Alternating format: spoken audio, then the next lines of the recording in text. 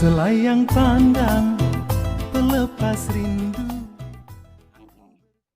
Oke, malam ini kita mau ngebahas santai bareng Kang Toto tentang situasi yang sekarang sedang terjadi di Indramayu, baik di Indramayu ataupun di seluruh Indonesia, bahkan hampir semua negara kita lagi ngadepin virus corona yang memang sangat luar biasa dampaknya.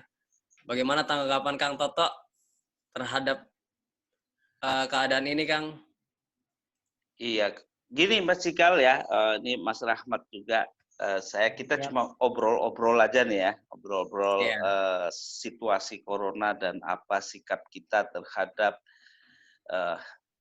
situasi ini dan bagaimana caranya kita menghadapi situasi ini ya. Memang virus ini mulai merabak dan diumumkan oleh pemerintah kan pada bulan Maret ya, pertengahan Maret ya.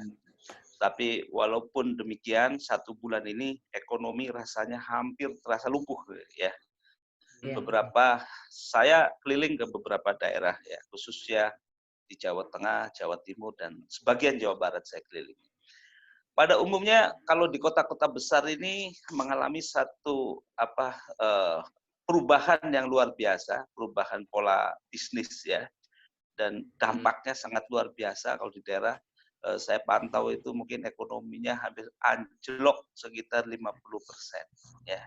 Karena kenapa? Satu, juga di kota-kota besar ini semua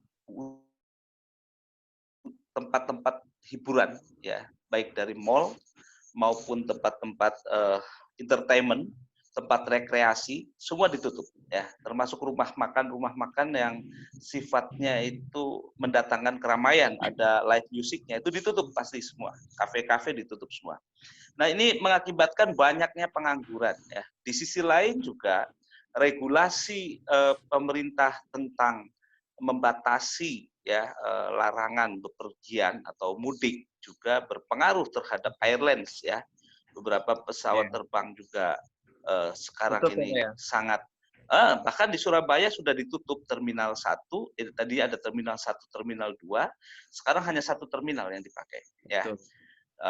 Begitu juga kereta api ya, jalur ke Tasik, Bandung saya lihat udah nggak ada lagi, termasuk jalur penerbangan dari Surabaya ke Kertajati juga nggak ada. Di beberapa daerah jalur penerbangan terputus ya. Ini juga mengakibatkan satu perubahan pola bisnis yang harus disikapi karena situasi ini. Itu yang di kota ya.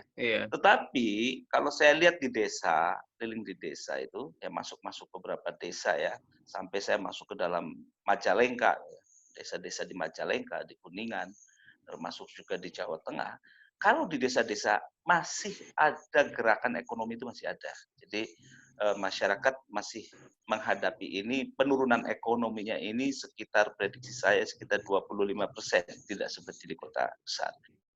Tetapi dampak dari kota besar juga mengalir ke desa. Mengalir ke desa, banyak pengangguran ini pada pulang ke desa. Karena kalau di kota dia udah berhenti kerja, PHK besar-besaran di mana-mana sudah off ya, mall sudah ditutup, tempat rekreasi ditutup, tempat hiburan ditutup, rumah makan ditutup. Mau tidak mau dia akan pulang ke desa. Kalau dia tetap di kota, siapa yang bayarin kontrakan? Ya, betul, kita Pak. Juga harus realistis. Siapa yang mau bayarin kontrakan? Ya, minimal kalau di desa dia bisa cari makan, entah lewat petani, ikut tandur, ikut panen dan lain sebagainya. Tapi di kota saat ini berhenti dia. Itu yang terjadi. Mbak Cikal ya, Rahmat, itu terjadi begitu. Jadi ini yang sedang kita alami. Ya. Itu sih sebetulnya kondisi yang terjadi. Ini akan bertambah terus setiap bulannya perusahaan yang tutup, bahkan bukan setiap bulan, setiap hari ada perusahaan yang tutup. Ya, jadi itu tragis sekali. Sikosnya tetap, omset nggak ada ya Pak ya? Ya, biaya tetap itu udah pasti. Kalau ada perusahaan kan berarti dia sudah pasti. Kalaupun dia ditutup, biaya penyusutan tetap ada. Biaya listrik juga kan nggak bisa sampai dilepas, tetap bayar. Biaya abonemen listriknya kan tetap dibayar kan. Ya, biaya satpam juga tetap ada. Jadi, tetapi kalau dia lanjutkan juga barang yang dijualnya sulit, ya, barang yang dijualnya akan jadi sulit kalau dia lanjutkan. Contoh aja, ya, teman-teman saya di Malang itu telepon saya, telepon, komentarnya begini, dia telepon saya, minta tolong sama saya, mencarikan solusi. Kenapa saya bilang masalahnya? Dia bilang panen ayam, sekarang ini harga ayam per kilo, ayam broiler itu, biasanya paling terendah itu terjelek 17.500 sampai 18.000. Sekarang menjadi 8.000 rupiah. Nah ini juga sampai yang di Lamongan itu dibagi-bagi. Kemarin yang di Malang teman saya bingung. Saya bilang, yuk tahan aja dong harganya. Nggak bisa. Kenapa kok ditahan? Kalau ditahan, problemnya adalah dia harus kasih makan ayam, dan ayam semakin besar semakin tidak bisa laku. Saya bilang, kenapa itu terjadi? Dia bilang, langganan-langganan di hotel, di catering, banyak sekolah tutup, Malang mahasiswa-mahasiswa diliburkan, restoran-restoran, tempat rekreasi di Batu ditutup. Dijual kemana? Seminar nggak ada, paket meeting nggak ada, pernikahan nggak ada. Ya udah, ya mau nggak mau sih dijual. Habis itu dia off. Jadi dia malah nambah hutang. Itu yang terjadi. Jadi solusinya gimana Pak untuk mengatasi itu Pak dari perusahaan-perusahaan? Iya, solusinya masing-masing perusahaan kan punya satu sikap yang berbeda-beda tergantung bisnisnya dia. Kalau di mall, mau tidak mau, dia harus tutup. Karena regulasi keramaian, orang udah nggak berani ke mall lagi. Itu harus tutup kalau di mall, ya. Tetapi dia bisa melakukan melalui online, itu bisa jual pakaian lewat online, gitu. Bisa melalui online, tetapi tidak bisa maksimal konveksi, ya, maupun bisnis-bisnis yang berkaitan dengan fashion. Itu menjelang Lebaran biasanya peak dan booming. Tapi sekarang problemnya adalah kita Lebaran di rumah saja, nggak bisa mudik. Jadi orang pun mau beli pakaian banyak-banyak buat apa? Itu. Satu, jadi menurut saya kalau yang di mall ya harus online. Yang catering, restoran juga harus mulai bagaimana dia beralih putar haluan, bukan konservatif lagi, tetapi bisnisnya bentuknya online. Ya, jual GoFood ya istilahnya. Baik Kang, kalau ini kan saya pernah baca di banyak beredar kabar katanya napi ini akan dibebaskan. Itu gimana Kang menurut pendapat Kang Toto? Tentang isu napi itu Kang? Ya sebetulnya itu bukan isu, udah sebagian dilakukan, sudah bahkan sebagian sudah dilakukan ya Kang? Iya.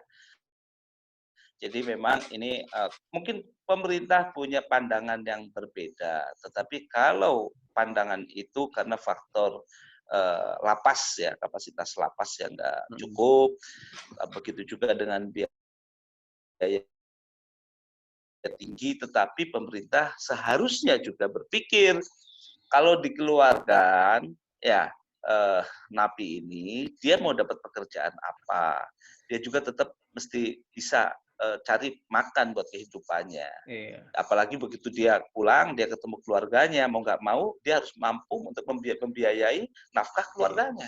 Nah, apa pekerjaan dia? Ini juga menjadi dilema yang menurut saya jadi blunder ya. Seharusnya kalau saya punya pandangan, di pandangan saya belum tentu benar, tapi ini menurut saya pandangan.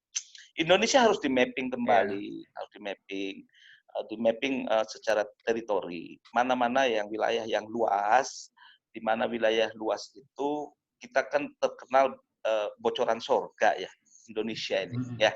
Iya. Istilahnya kata lagu Kus Plus, tongkat batu jadi tanaman katanya. Ya. Iya, jadi tanaman. Betul. Jadi kalau saat ini Indonesia banyak import ya, jagung, import kedelai, import beras, dan import yang lain-lainnya, ini harusnya menjadi bahan pertimbangan provinsi mana yang masih memiliki lahan terbatas, ya, yang terbatas huniannya, ya. Saya lihat baik di Nusa Tenggara Barat dan tempat-tempat lain juga masih banyak yang kosong. apa salahnya mengambil sikap misalnya napi dipindahkan di pulau itu dan dikasih pekerjaan. Ya, dikasih pekerjaan seperti Artinya agar bisa lebih produktif ya Pak ya? Satu, lebih produktif, kedua juga lebih manusiawi. Maksudnya bukan dipindahkan itu dia cuma-cuma saja hanya Lepas diambil. begitu saja ya Pak? Tidak, dia dikasih pekerjaan di pulau tertentu, dididik sehingga bisa menghasilkan. Jadi ketika bisa menghasilkan, dia mendapat satu reward ya, satu penghasilan tambahan. Iya, misalnya setiap ternak ya Pak ya. bulannya. Ya, misalnya ternak sapi lah. Sekarang kan tidak dipungkiri kita import sapi, import susu ya. Jadi di Sumbawa itu bisa, di Lombok bisa, bahkan di daerah lain juga bisa itu untuk ternak sapi ya. Ternak sapi, tapi itu harus ada bimbingan dari pemerintah, kerjasama dengan pemerintah dan lembaga-lembaga yang terkait seperti juga universitas ya, kayak IPB yang bagian peternakannya. Ini Dirjen peternakan juga harus ada di sana membantu tujuannya begitu, sehingga ketika mereka sudah punya skill, maka selayaknya pemerintah wajib memberikan satu tambahan income yang ditabung untuk napi itu. Jadi kalau dia misalnya dihukum 5 tahun, sebulan dia dapat 1 juta, ya 1 juta, kita jangan muluk-muluk 1 juta aja.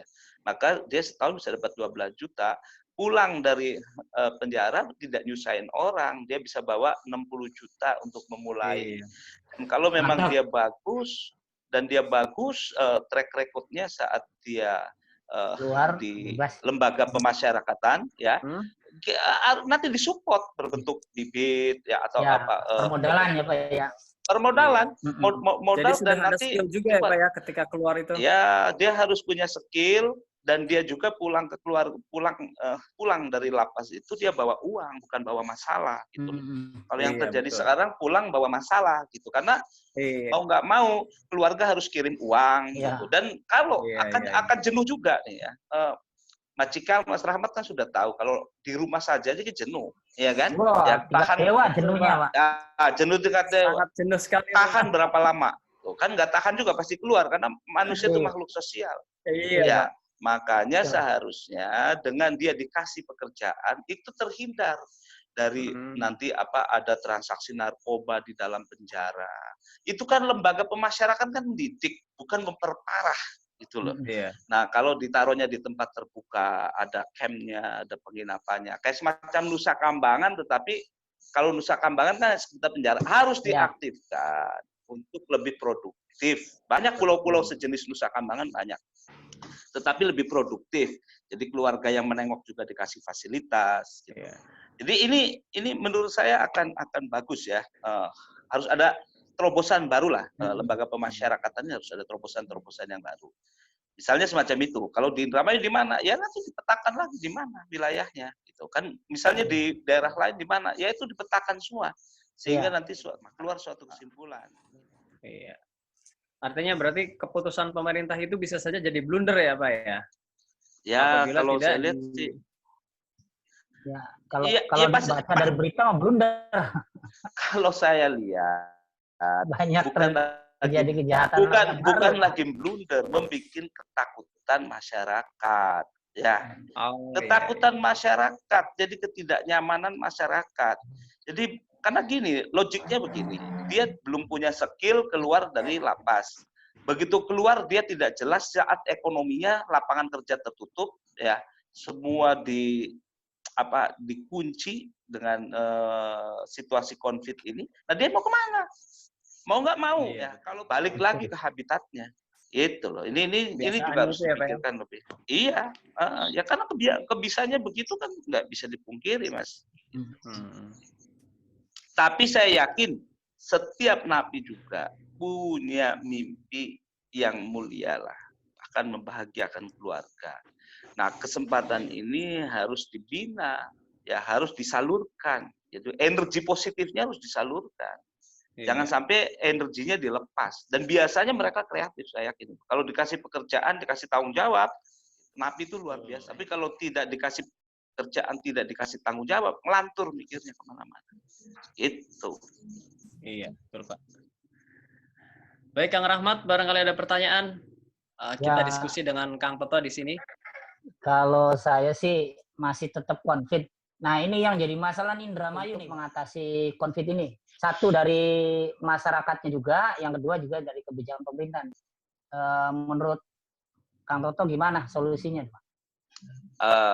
Saya bukan kasih solusi tapi kasih gambaran saja ya, karena saya masih sifatnya nanti kalau saya kasih solusi dikira saya ini sok pinter ya.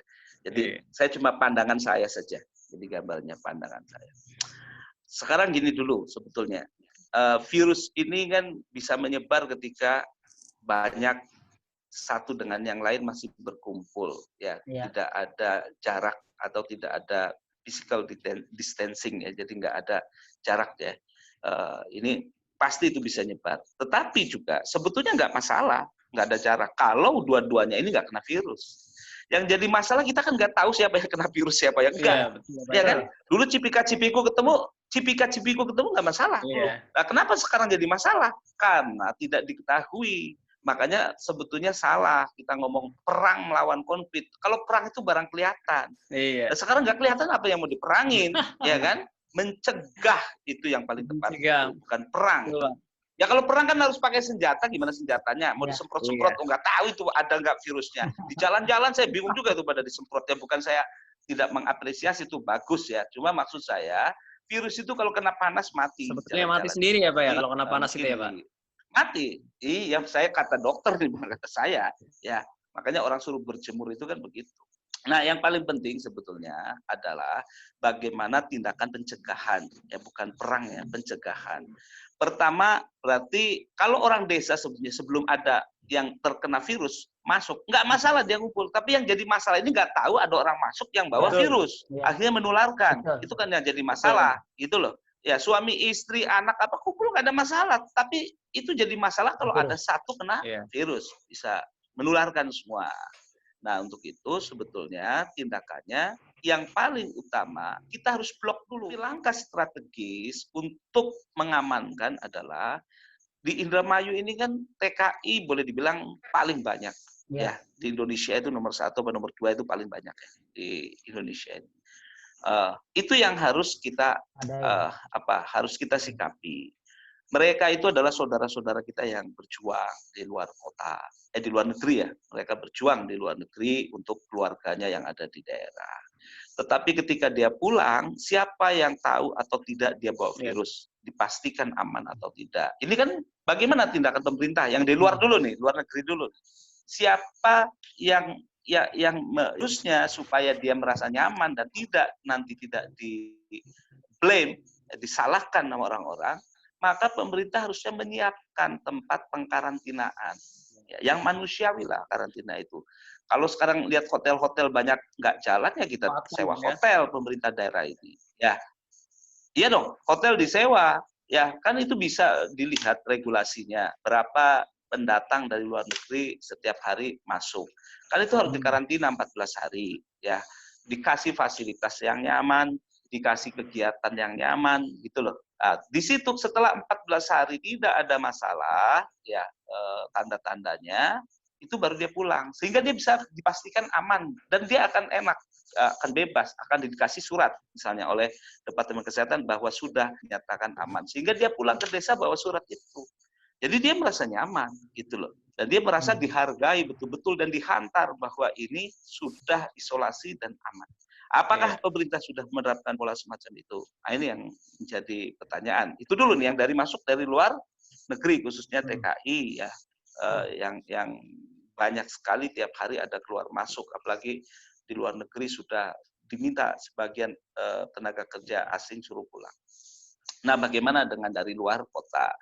Dari luar kota juga tidak ada salahnya harus dilakukan sebetulnya isolasi. Kalau memang betul-betul pemerintah ini serius gitu loh, ya kan melalui RT RW kan ada asosiasi, ada asosiasi kepala desa itu kan bisa melalui kecamatan ya, bisa melalui kecamatan, bisa melalui asosiasi RW RT.